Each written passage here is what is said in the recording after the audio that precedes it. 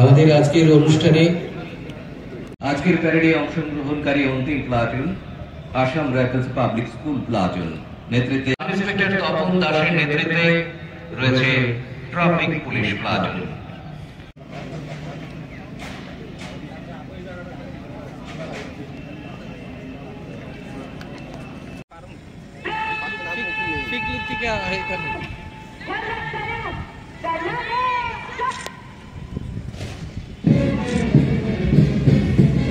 কিশোর জামাতিয়া এরপরেই রয়েছে নন সিকিউরিটি ক্যাটাগরির প্লাটুন গুলো।